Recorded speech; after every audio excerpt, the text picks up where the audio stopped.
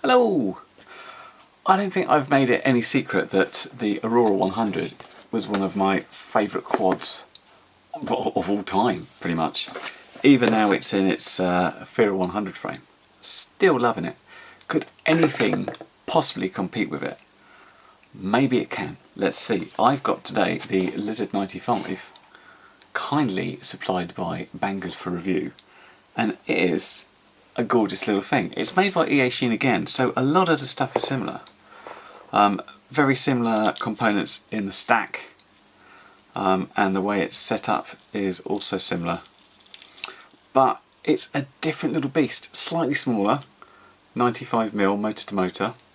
And they've done an interesting thing here, because what I noticed when moving the Eachine to the Fear frame is because the camera is set back more, you see the props. What they've done with the Lizard is they've raised the camera up. So, well, they had to really, because it would go straight into the props, but out there you shouldn't see anything, I don't think. This is a very interesting little quad. It's got it's an interesting shape. It's almost like jaws biting at the back here. And it's got a skew protector. I don't know how well that will work, quite thin. Unlike the Aurora, the main plate is 2.5mm already, so that is good stuff. And also unlike the Aurora, and the big difference is it comes with this. This is a 550 milliamp 3S battery, not 2S this time. We are flying on 3S on little 5-bladed, I think they're probably 1935 props. Can't tell from here. The only downside on this is it uses an XT30. I mean, it's a good thing because an XT30 is rated for a hell of a lot more amps than the little JSTs. But what I don't have is any other batteries that I can use. I did actually get some XT30 on 4S. This is a 4S 850 flying a Vortex 150, but this is just a touch too big for that one and the wrong number of cells. So I've only got one battery to start with, so it's going to be a quick test, but obviously I've ordered a bunch more. But I'll have to sort of fly it, come back, fly it, and carry on like that. But yeah, I mean, I'm pretty excited about flying it. A couple of small changes I made out of the box. I went into beta flight, and there's a little difference here as well. Instead of a USB connector, it's got one of these regular mini, I think there's some sort of mini JST HX or some bizarro thing. So what they give you in the box is this little, I'm going to call it a thingy connector because I don't know, thingy connector to USB, so you can actually go into beta flight. It was only running version 3.10, so I did upgrade this to 3.17 and put the settings back in, but it's D-Shot 600, it's 8 kHz gyro, 2 kHz PID loop. I'm using the version with the inbuilt FreeSky receiver.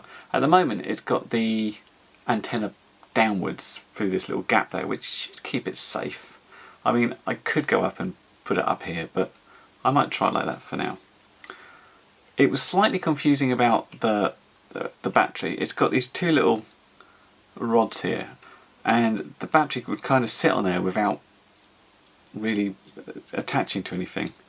So in the box were a few double-sided sticky pads as well as the Velcro thing. So what I did, I don't know if it's the right thing to do, I put one of the sticky pads here and then the Velcro on top, and that brought the whole section level so I could have a decent Velcro connection for the battery there. But yeah, it's lovely looking, and I've seen, I can't help seeing these on YouTube and they seem to fly really nicely. So I'm really looking forward to testing it. Great thing as well, just like the Aurora, the Lizard 95 comes with a very good full colour manual, giving all the bits, all the settings in beta flight, how to set up the VTX. Very good manual once again, really suit the someone who's coming in newer to the hobby about like how it gets set up if they have issues. So as far as my setup went, I just went into beta flight and I changed the OSD settings and I upped the super rates. I won't show that because it's stuff I've done before for the Aurora, so you can check it out. But yeah, let's charge that one battery and let's fly and let's see how it goes. See you at the field. So we're up in the air and it feels kind of familiar but kind of different to the Aurora. I can't really put my finger on it, so in this first part of the flight, I'm just trying to really get a feel for how the quad performs. You can see we've got a little bit of vibration during certain aspects of the flight, and other times it's quite smooth. A little of this is the power into the props, a little bit is the wind. It's mainly smooth, or at least was, until this happened. I turned the corner just trying to see how quickly it would go, and it just flicked out and went crazy on me. Initially I wasn't sure what happened and I didn't look at the footage, so I got it back. I thought maybe something caught on a prop and it went down, so I just checked I could hover it okay.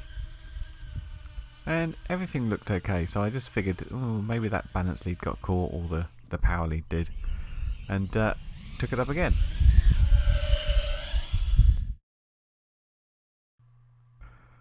So having had to find it in the field, I'm not straying too far. I mean, it went quite close to me, and fortunately the battery stayed in so I could use the beeper.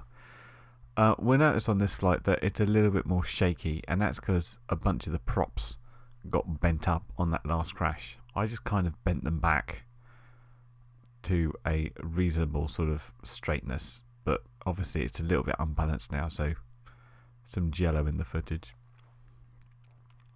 And I'm flying it and I'm thinking, yeah, it seems okay. I'm still a little bit suspicious what the last problem was. And at that point I just noticed that little spike up to 13 volts, and I was like, what was that? Hang on, 14 volts? What's going on?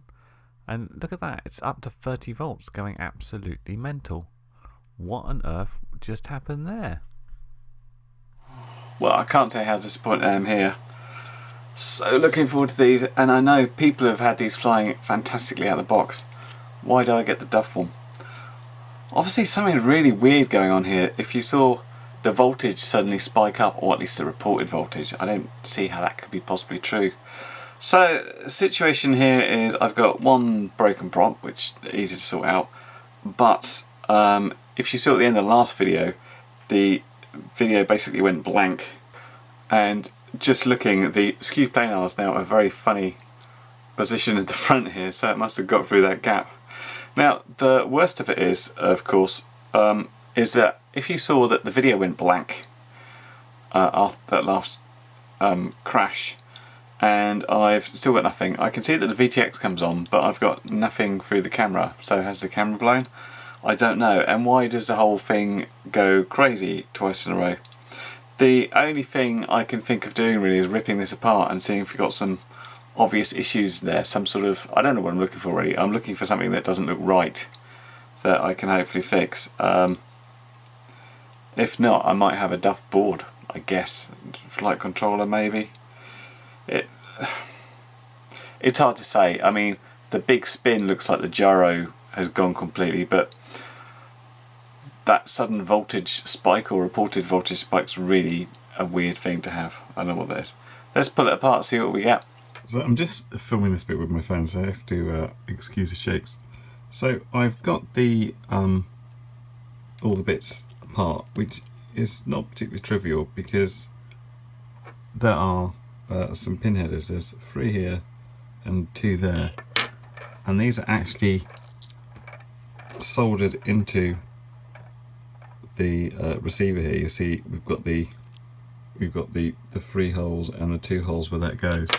So I couldn't desolder those cleanly, so I had to cut those and get those out again, so I'm going to have to put new pin headers on there. But after having a very good look and inspecting it, I can't see anything visually that's got any particular cause for concern. So I'm going to put this back together, and then we're going to have a look at what I did find. Alright, having put the frame back together, you will notice this quite ominous looking red piece of wire here. This is because when I redid these pin headers at the side, I think I burnt the track on this one, so it wasn't beeping, and you can't have this without a beeper, so I've just bridged that gap with that piece of red wire. It's a bit mucky, but that's what you get. So anyway, diagnostic wise for looking at the problems, I think I might have found something with the good old multimeter. So if we,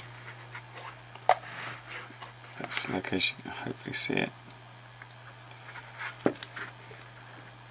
touch the frame now, we know it's carbon. So we should get a beep from the frame. But if we also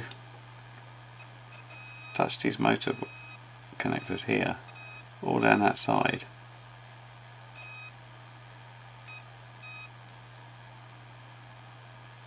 we get, apart from that one,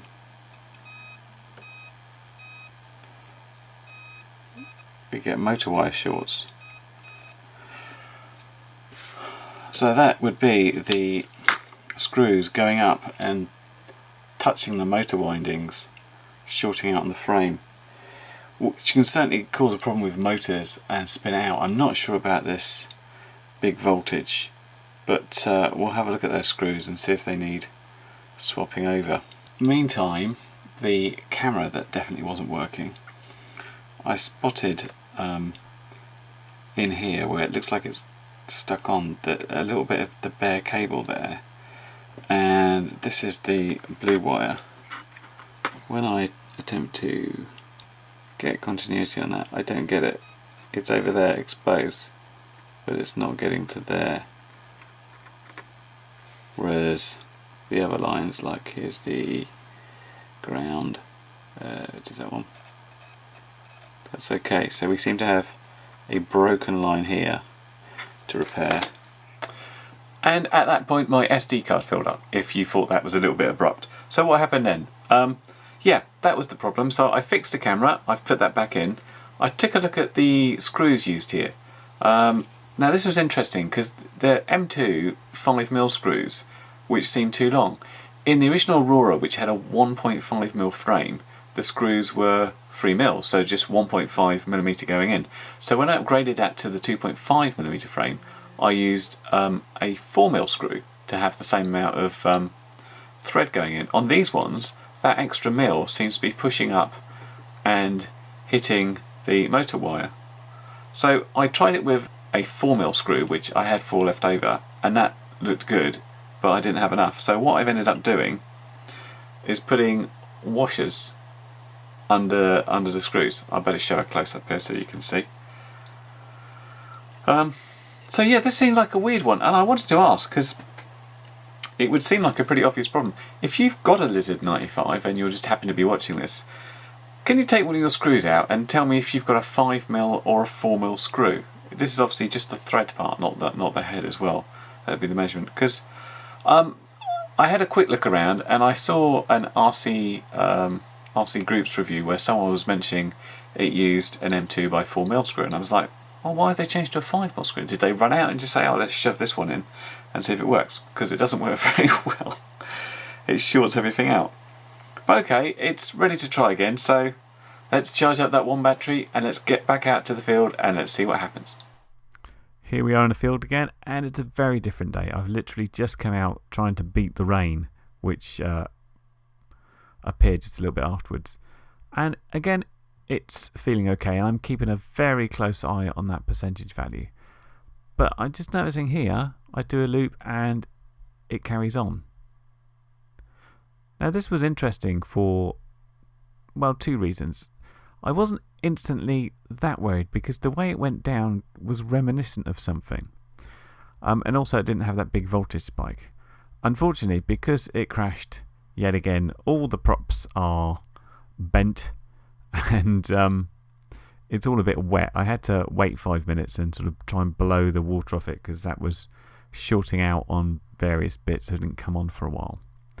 But yeah, what I noticed is that particular problem happened when I throttled down because I was in the middle of a maneuver which had some inversion, so obviously you don't do that with your full throttle on. So I was just like, okay, well, let's fly around a little bit gentle and see what happens, see if my confidence builds up again on this one. And it's, you know, it's flying nicely here and I'm quite happy with it. And I'm doing a couple of maneuvers where I'm not bringing the throttle all the way down, and that's quite purposeful to see what would happen. And again, I'm doing reasonably quick rolls there and nothing bad is happening. The plot thickens, I'm thinking. So let's test this. Let's throttle down and do an inverted yaw spin, and you see there it went completely out, but I was able to recover it. So although this is not a good thing, it's also not at all the same problem we had before. So hooray, we've got an all new problem. But I'm thinking one that can be fixed at least. So just trying to do a little bit of a general test here, and it's not really much of a range test. It's only about 200 meter field. But I'm just seeing how it flies and how it handles, and I'm getting used to it now, and I'm kind of liking the way it works. So this is I always like to fly this bit because you've got trees around and it's all good, and it sort of shows how good or bad the video signal is, and it's not bad. It's only on the 25 milliwatt version. But let's try another maneuver with the throttle down. That was supposed to be 2 loops, or 2 rolls, and it went out again, but I had the height to rescue it. So it's given me good clues to what's happening. So let's bring this in and we'll have a chat about what I think that is. What was that about? What's going on there? Well, I wasn't too concerned at this one because I had an inkling what this was, having felt something quite similar before.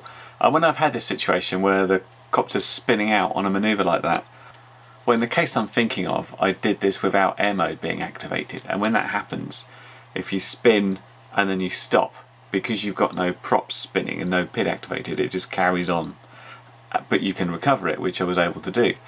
Of course, I've got air mode activated in this, so what is going on?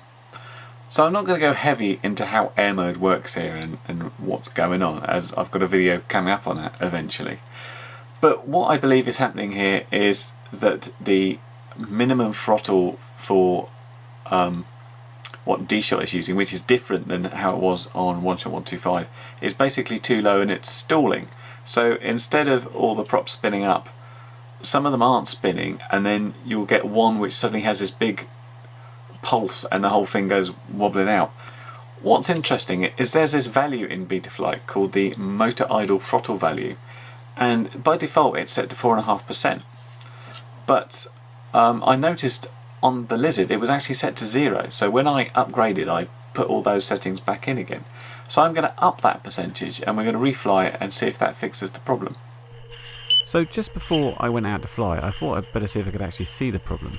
So here's the quad as it was set up from the factory with that 0%, and you can see that one of the motors particularly is stalling, and then it's kind of revving up slightly weirdly, and I could see how that could really throw things off. And this is the motor idle percentage at 4.5%, and you can see it's just solid. There's no stopping or stalling. It's obviously not enough to do anything about getting off the ground, so I don't think there'll be a problem. I mean, this could be tuned down more, but for now I want to see if this gets rid of the problem rather than tuning the absolute best. So back again at the field, and different day again. This time the sun's back out, but we've got quite a gusty wind here. So I'm looking at the sort of jello in the footage, and I don't know if it's down to the props, of which I changed 3 of before I then ran out, or it's the settings in the PIDs and stuff, or it's down to the wind. Possibly a combination of all of them. I do remember though on the initial flights it was reasonably smooth, so I think conditions are certainly having an effect in this. So what I'm doing here is I'm just seeing if I can replicate the problem. Here's an inverted yaw spin, so I'm putting the throttle all the way down. The double roll before then was a with the throttle all the way down, and it seems to be handling it quite nicely. So I think that problem's fixed. It's also quite handy that I've gone reasonably early in the morning, so there's shadow around. It gives me the opportunity to check how the camera handles different light as it goes in and out of the shadows here, and that seems to do okay. Signal today though is not as good, and I don't know if some of that's down to the vibration, perhaps that skew knocking against the little carbon surround it's got can't be doing it any favours. But in general, it's, you know, it's flying and it's not falling out of the sky, so that's a massive improvement already over the first flights. So really, this is the first flight where I'm actually getting the opportunity just to see how it works and not expecting it to horrifically fail this time. And I'm going quite easy, and what I'm trying to do is compare it to the Aurora, because I really like the way that flies and it seems very good. So this seems at least as fast. I'm trying to work out if it's a bit faster, bearing in mind that I'm going quite gently. I think it's got a bit more power, but it also feels like it's got a little bit more weight behind it, especially with that LiPo. So I don't know if it comes out about equal with the various trade-offs. One thing I did notice quite early on is it doesn't seem to have that real LiPo sag that we got on the 2S. I'm wondering if maybe the Aurora, even on a high C2S, it just takes a little bit too much in amps for it to survive. With the higher voltage battery, this seems to be coping a lot better, and it's got a pretty reasonable punch out, so I think this might be a little bit more. So I'm taking some opportunity to try and do some fairly hard turns around the trees and things, just to see if it feels nice and agile. And yeah, it feels pretty good. I'm not sure if the power to weight ratio is slightly different than with the Aurora, and this is the problem of only having got this one battery to really test it out. So I'm certainly enjoying this flight. It goes in and out of trees, it does all the manoeuvres I'm asking of it, but I need to fly it some more. I need to fly it in better conditions, but I do like the fact that it got a fairly easy more than 4 minutes out of this 550 milliamp 3S, although as I said, I'm not really caning it, I'm just sort of meandering around a bit. But yeah, it's food for thought. Yay! It finally flew and did what it should have done. Thing is though, that's how it should have flown on battery 1, and then this video wouldn't have been like 25 minutes long or something ridiculous.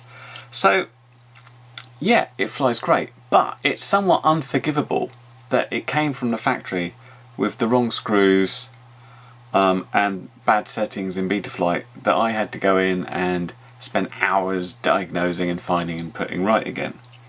So it puts me in a sort of weird place about, like, well, is it good? It's kind of yes and no. The one I got started off very badly and took a lot of effort to get right, and that shouldn't be the case. This is sold as a ready to fly quad. That is not ready to fly when it doesn't fly correctly, of course. At the same time, there's a whole bunch of people that did get ready to fly ones and they worked perfectly. So I don't know. I'm kind of inconclusive. I like the way it flies now and it handles really nicely. There seems to be a little bit more speed and power from this 3S battery than the Aurora, and I kind of like the fact that I got a 4.5 minute flight from it, although it was going pretty easy just figuring out if it was okay or not. So I need to do some more of this. I've ordered a bunch more LiPos, so I want to fly it some more and see what I think. See how I think it is compared to the Aurora. Is it better? Is it a better quad? Is it a better flyer? Which one is more worthy of the money? Because you don't really need multiple tiny quads like this. You need one that's going to be the best it can be. I'm not sure if it's this one. I'm not sure if it's the Aurora. The reason I wanted to leave in all the problems I had and what I had to do to resolve them, of course, is if you did buy one of these and you're having weird problems, take a look especially at your motor screw length and make sure that's right, because that seemed to have an awful lot of issues. And of course, if you got that sudden death spiral, then take a look at that percentage for your motor idle value. So yeah, maybe not, I don't know, make up your own mind from this, but I'll be back with some more flying and get a better sort of long-term view about, is this the best little quad you can get or is it not?